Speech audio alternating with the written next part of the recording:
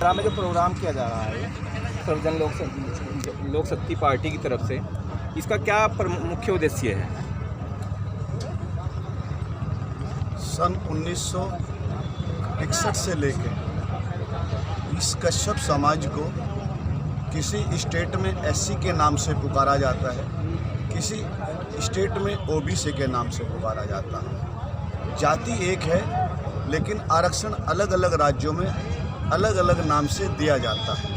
हमारी मांग ये है कि अगर दिल्ली में मल्ला समाज को एससी में रखा जाता है और उत्तर प्रदेश में तुराई समाज को एससी में रखा जाता है, तो फिर जो हमारी जातियाँ 146 जातियों में अंकित है, उन सभी जातियों को, इसमें पाल समाज है, धोबी समाज है, सैन समाज, पिछड़ी जातियाँ हैं, इन सब जातियों को एससी कैटेगरी में दिया जाए।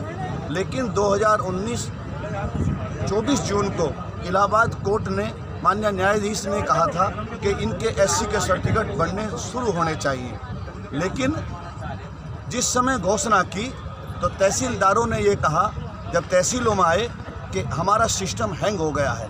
कोर्ट ने आदेश कर दिए थे, लेकिन सरकार की मंशा ठीक नहीं है और उन्होंने हमारे आरक्षण के मुद्दे को केंद्र सरकार में भेज दिया है। हमने 2 बार केंद्र की सरकार बनाई है, उत्तर प्रदेश में भी सरकार बनाई है, लेकिन आज हमारे इन 17 जातियों को आरक्षण नहीं मिला है।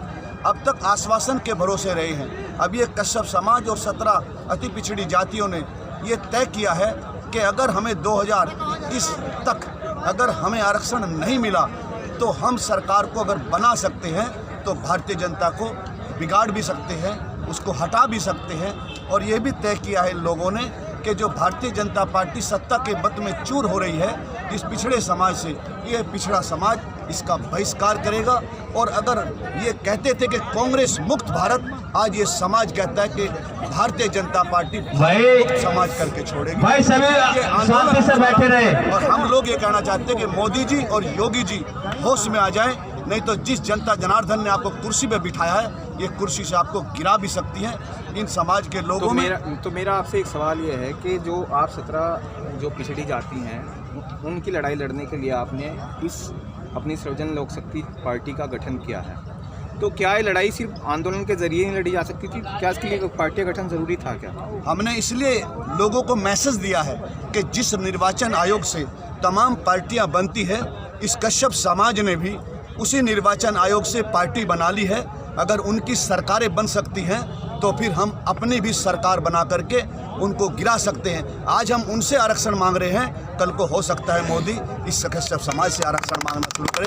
हम उनकी सरकार अगर बनाई है तो कश्यप समाज भी सर्वजन लोक शक्ति पार्टी का मुख्यमंत्री भी बना सकता है और प्रधानमंत्री बना सकता है, राष्ट्रपति भी बना सकता है। इतना सारा समाज है। जिस उद्देश्य के लिए आपने इस पार्टी का गठन किया है, तो क्या आपको लगता है कि ये 17 जातियां आपके साथ में खड़ी होंगी? हाँ, 17 जातियों ने हमें आश्वासन दिया है कि अगर 26 करोड़ कश्यप समाज का वोट है और 7 करोड़ सैन समाज का है, 13 करोड़ सैनी समाज का है, धोबी समाज का है, पाल समाज का है, ये 17 अति पिछड़ी जातियां हैं, लगभग इनका वोट 54% है। मैं कहना चाहता हूं 54 तो छोड़ो, अगर 45% वोट ने भी इस पार्टी को समर्थन कर दिया तो फिर सरकार भाजपा की नहीं, सर्वजन लोक शक्ति पार्टी की बनेगी और हम देंगे आरक्षण की 17 अति पिछड़ी जातियों को। आरक्षण की लड़ाई